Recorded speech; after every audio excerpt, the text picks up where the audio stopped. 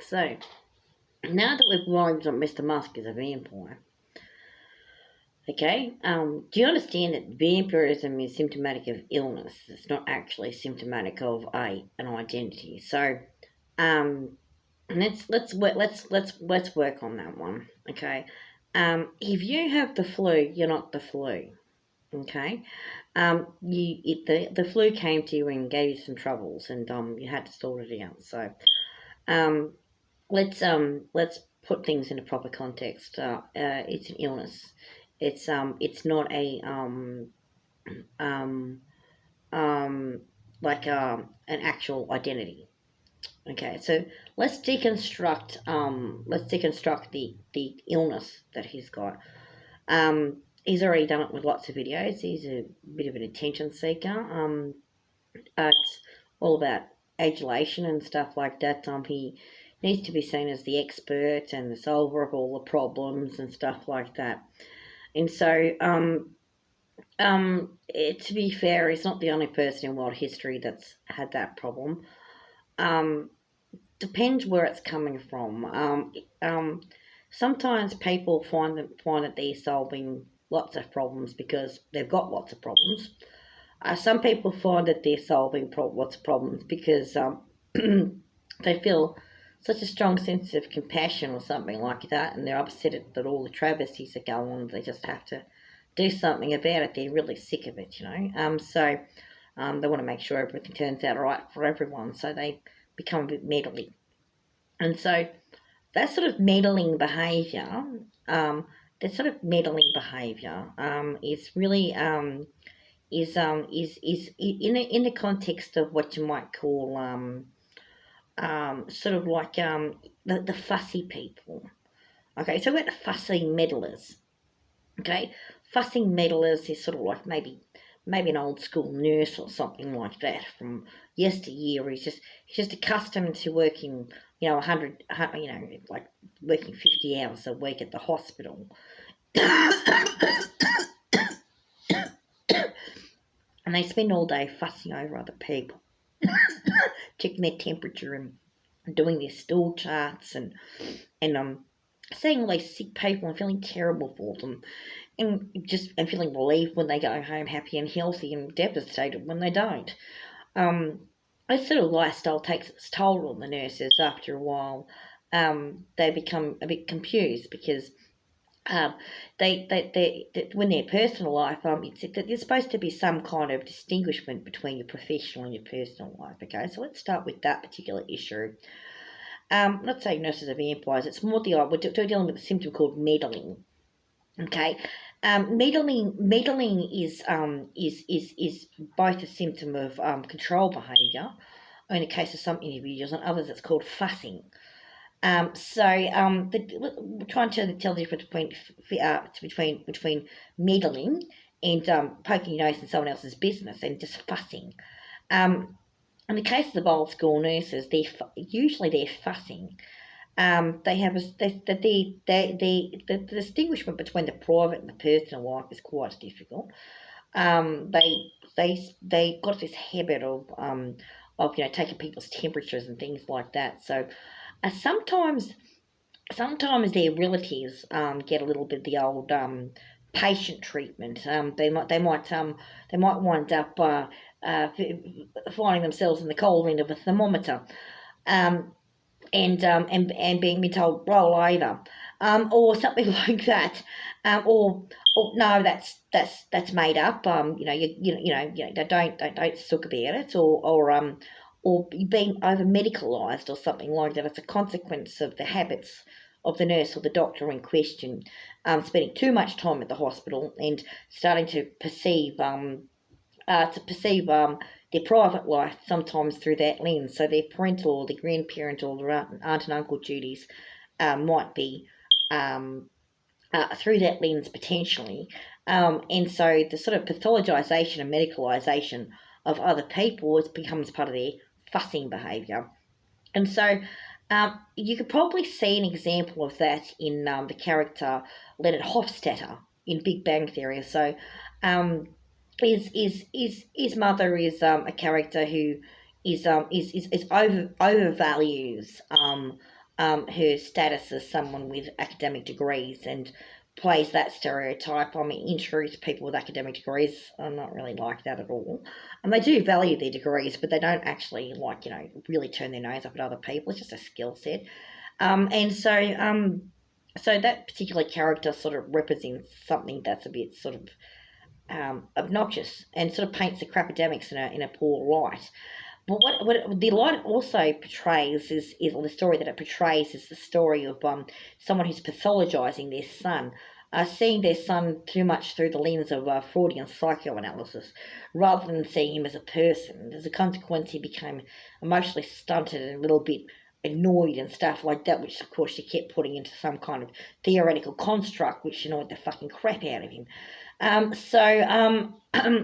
That projection of worldview onto someone else's fussing behaviour or control behaviour. What's the difference there? Where was his mother fussing and where was she controlling? Well, she didn't seem to be fussing because he described her and she was portrayed as a character who was a cold fish, that she wasn't emotionally available, that she was too much involved in that crap and really, really, really didn't see him as the individual that he really was, and that made him upset. So a fussing nurse or doctor character doesn't actually do that so much with their families, so much as they are accustomed to a particular set of behaviours.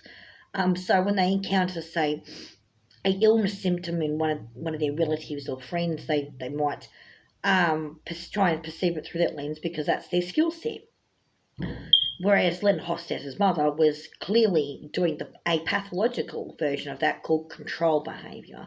And so her worldview was dominating and she was dominating and she was acting like a cold fish, and as a consequence, Leonard Hofstadter was emotionally stunted and upset as part of his character story arc. So, so when it comes to a Mr. Musk type character, is he a fusser or is he a controller? Well, the answer is he's probably a controller. If you have a look at the kinds of things he's got involved in, he seems to be obsessed with collecting different pieces of a jigsaw puzzle that is associated with the different ways that society has been sort of controlled and sort of in sort of indirect fashion. So have a look at some of the things that have happened since the 1970s, for example, or 1960s. You've got the computing era. So first of all, it needs to be acknowledged that computers were invented as a sort of, well, not really by the military at first. There were predecessors. Why was it Ada Lovelace and Charles Babbage or something in the UK way back when? But then Bletchley Park done some things with the Enigma machines. And then that was all very useful, so they wound up with these fancy computers. And eventually they've invented the internet in the US military as part of, and they called it ARPANET, and then they called it the World Wide Web. Now, the World Wide Web is a pretty bad name for it. Nonetheless, the extranet or the bigger ARPANET is probably okay, or extranet might make some sense. Well, anyway, Anyway, so they've done that, and of course, because it's a military operation, it's about increasing what it started with, increasing the efficiency of communications within their particular military environment, and so their departments could talk to each other better and process and do calculations a bit better and stuff like that, and that was all hunky dory when they were sending men to the moon. Okay, which was considered a very big achievement. Back in those days, they had punch hole computing, where the paperwork was this big, like this, bunch of thin pieces of paper with punch holes in it. This told you how to turn a computer on. Okay, you needed like all papers the size of this room to teach you how to start the operating system. Okay, and to boot it up. Okay, it was a little bit complicated, and so when they went for greater computer efficiency, it was obviously, geez, if we can use bits of paper like that to code computers to send men to the moon, what can you do if you don't have to do that? Well, it turns out quite a fair bit. And so when all those computers got all fancy and they stopped being with that punch card computing stuff and they started out C++ and they had all kinds of Python and all kinds of weird language, Fortran and what other languages are there? Visual Basic and don't forget MS-DOS prompt, and there's lots of different languages out there. Don't know how to write them for shit, but I have heard of them, JavaScript and all kinds of things, HTML, and there's many different computer languages out there. And when they started inventing all them things, they were for different jobs. And so they wanted their computers to do lots and lots of jobs and be really efficient when they talk to each other. And then they made even more special computers. They call them the supercomputers. So they're really, really into this idea of technology being a means by which to do data science and process information. So part of that background there, of course, going back to the military, is the military wants to control the information. Okay, and so what happens sometimes with the military goes and controls the information and stuff like that and makes all the technology. Okay, sometime later the corporates get involved, just like they did with the computers and the internet, okay, and the mobile phones.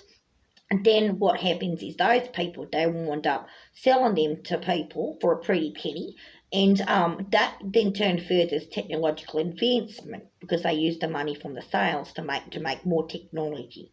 And so what that seems to be doing is that seems to be it seems to be a good thing when it comes out. The consumer goes, oh, look at that great thing and stuff like that, except you could be spending several $1,000s a year on running a telephone for the data to talk to the internet, and we're not spending much time on the telephone. How many people out there are using their telephone for telephone calls these days?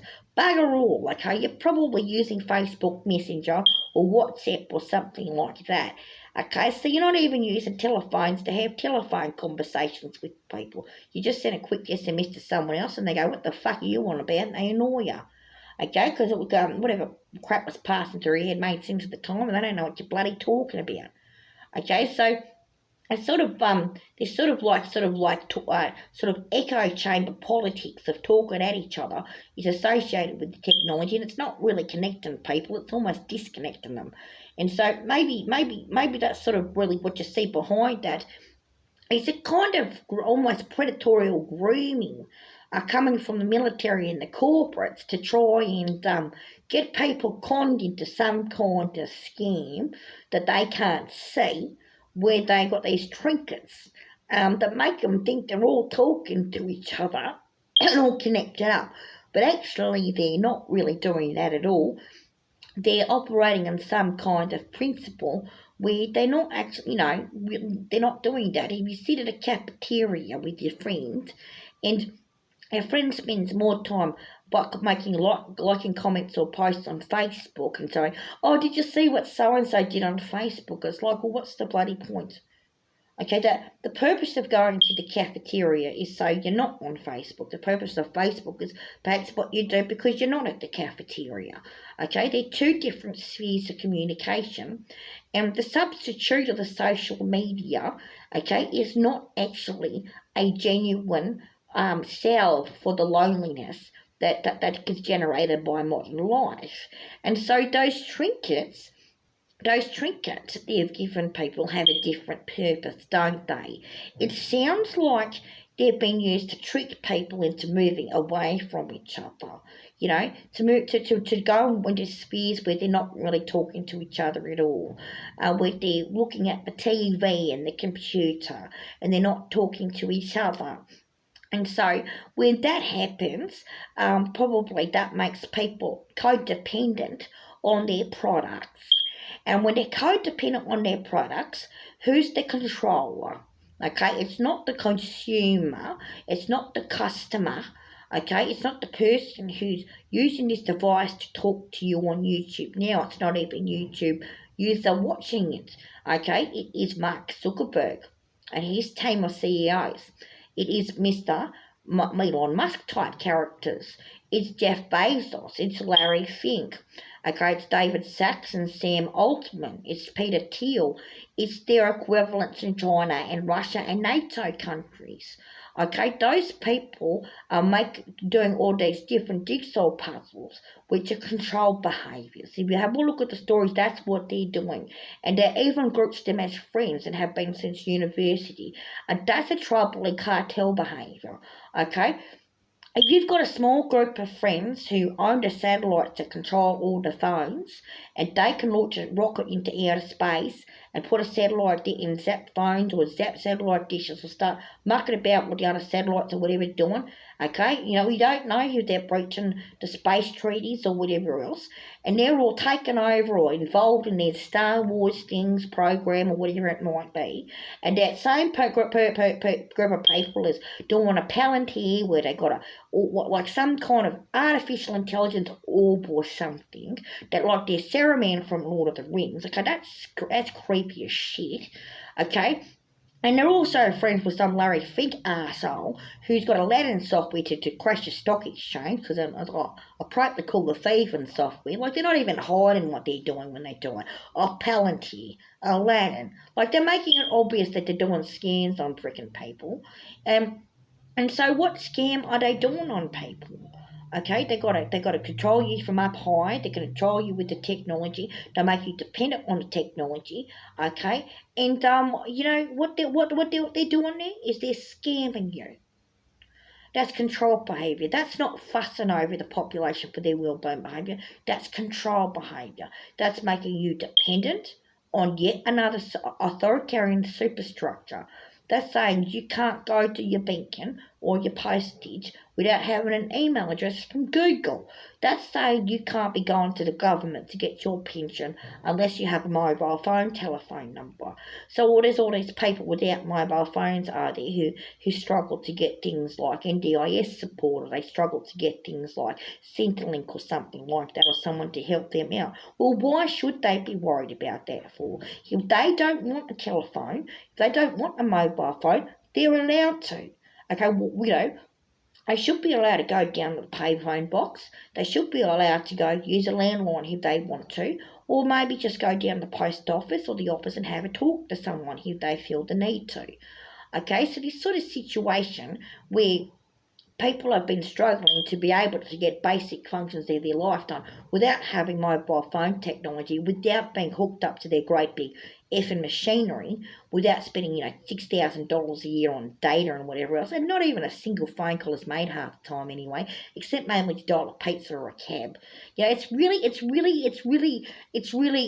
symptomatic, perhaps maybe, of those tech bros are engaging in controlled behaviour rather than fussing over the well-being of the people. And so have a nice day, and hopefully you're out there having regular conversations too, if that's what you're into. Some people aren't, they need to be alone, but they also need to rabbit on a little bit. So take care.